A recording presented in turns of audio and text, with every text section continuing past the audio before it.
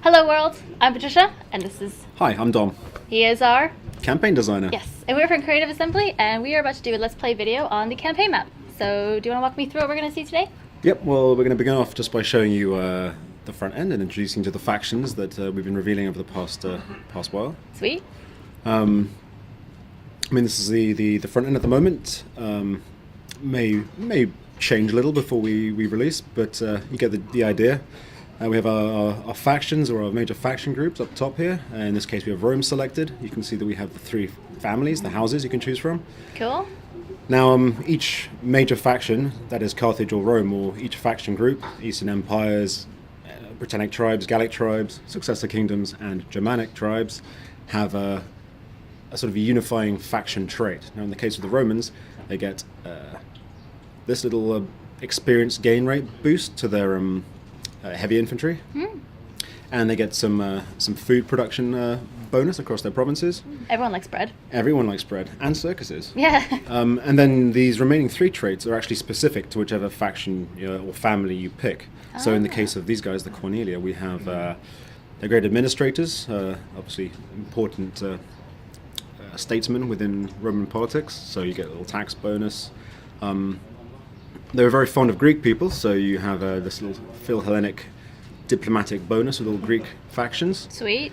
But also they're a bit up themselves and don't care much for the little man, so they get some public order issues in their regions and provinces. Some riots going. Now Julia, which is Caesar's house, of course, again they'll have the Roman legions and the bread and circuses, but they also have a Romanization bonus, which means they can convert provinces to Latin culture a lot faster than the other two families can. Countered by their drawback, which is the fact that no one really likes them because they're so keen on crushing everyone's everyone's culture, that they get some penalties to public order there. But they're also destroyers of barbarians. Obviously, Caesar was the guy who conquered Gaul. Thought we'd give them a little bit of a boost when conquering barbarian tribes, so that's their thing. Cool. Very cool. And then Junia, a family which was I believe one of the founders of the Republic, one of the people who ousted the king and started the Republic back in the day, was from this family. And so they have this founding fathers trait, which gives them a little bit of a public order bonus when they are there's a strong Latin culture presence in their regions. Not very good on the political scene, so they have a bit of a penalty. It makes it a bit harder to play as them if you're looking to make friends in other factions. But like I say, you have this little bonus to your own territory, so you're all right. Not very good at making friends then. And they were sort of agrarian, like reformists, so they get a bit more cash from their farms, which is all good. And yeah, you can see something similar with Carthage. We have the Hananids, the Magonids, the Barkids, and they all have similar things. So they'll have two traits that are common to them, and then the rest will sort of change. And now we have different victories as well, right? We do indeed. So everybody has a military, an economic, and a cultural. Yep. So That's here, pretty cool. Military, control X amount of settlements, maintain a number of units, research military technologies. In the case of the Carthaginians here, they have the additional fact they need to maintain naval units rather than just any old unit, because they were known as a naval power. So that's very important. And then the economic victory, trade relations, very important. You need to hold the resources. You need to be making a lot of money to win. Research civil technologies. So would you say some victories are harder to do than others?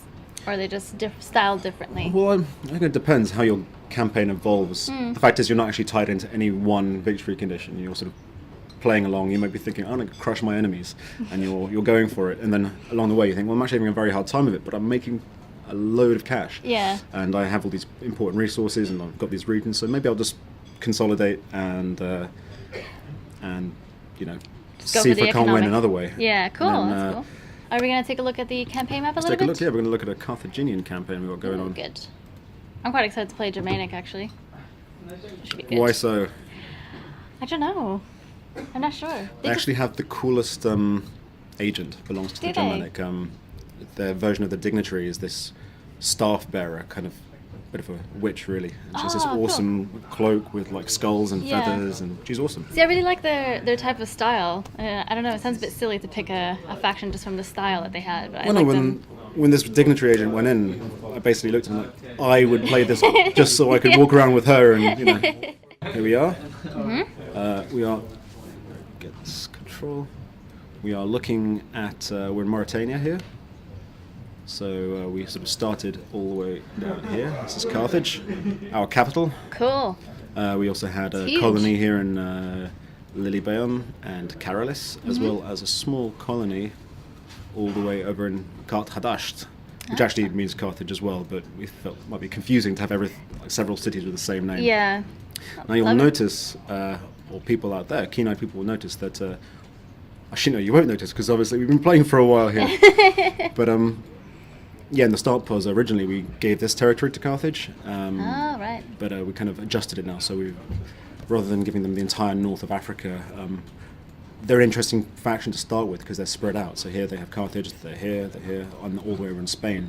It's a lot to manage in very different areas. You got to really make sure you don't get overwhelmed by people. Run me through some of sort of the inner workings of a city, and maybe we can take a look at some of the politics, some of sort of the, behind the scenes things that may happen after a battle or before a battle. Well, what you're going to see here is we have an entire province, the province of Magna Graecia, which we've conquered both from the Romans and from the poor fellows of Syracuse. And by selecting one of the settlements here, you'll see we bring up the entire province panel. If we didn't own all the settlements, these would be sort of blocked out, and we need to get visual confirmation to be able to get sort of spy information on these places, see what's cool. inside them. But as you can see, we've got a lot going on here, and we are currently running an edict. This is the Stimulate Trade Edict, which gives a considerable boost to all your income from markets and trade ports. Obviously, it's you can't run these edicts unless you own the entire province. So if I say go back to Carthage, I just have the one settlement.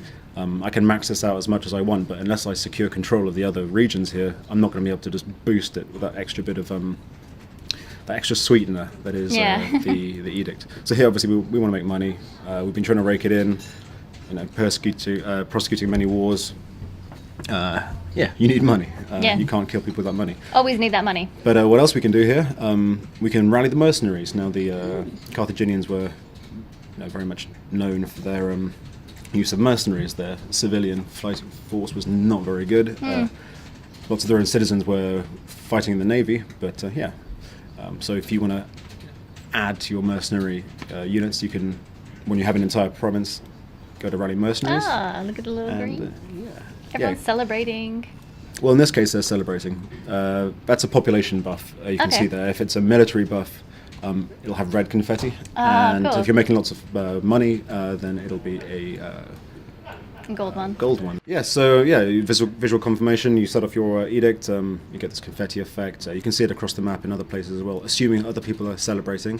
But I think these guys cool. are cause to celebrate. Now you'll see here that the Etruscan League have actually kicked the Romans out of Rome, which is quite an unhistoric turn. Yeah. But hey, that's what this game is about. It's about creating the sandbox and exploring it. Making your own Making history. your own history, or letting the AI sometimes create its own history for you. So here we are. We have the overview map, which I'm sure many of you have seen. Sorry, we don't care about unrest right now. What we care about is the map. Is the map. Yeah, many of you have seen this in the E3 video, of course. The world is huge. Massive. And so these are all the people I know. It's actually quite tragic because, you look at this list. You see that Wow. Rome has been destroyed. Now there's lots of other people for us to kill, so it's not such a big deal. But look at all those people. Yeah. So we've done a bit of exploring. We've seen some ships around. You can see that we've got trade relations going on, and by trading with people further afield, you reveal more and more. As in Shogun 2, you have to encounter a faction before you can actually deal with them. Yeah. And you've made some enemies as well. Well, of course, not everyone is going to be on good terms. Like here, the Seleucids, for example, they have not much of a reason to like me. No. I'm dealing with their enemies. Sorry. You can see I've dealt with them in the past, so they have some goodwill. But when combined with the fact that I'm basically trading and being all pally with some of their worst enemies, Yeah. it doesn't add up very well. Are you going to try to rectify that, or are you just going to... Well, they're a bit far away for the moment. I'm sort of concentrating on this area here. Not a problem. The minute I start moving across, or if they survive and make their way across and start conquering, when we encounter each other, chances are it's going to start off very badly. Cool. And yeah, and this is someone who is, on good terms with me. We have the Keltiki, or however you want to pronounce that. Cool. Well, thank you so much, Dom, for taking me through this, and I guess see you guys around. I'll see you soon. Thank you for watching.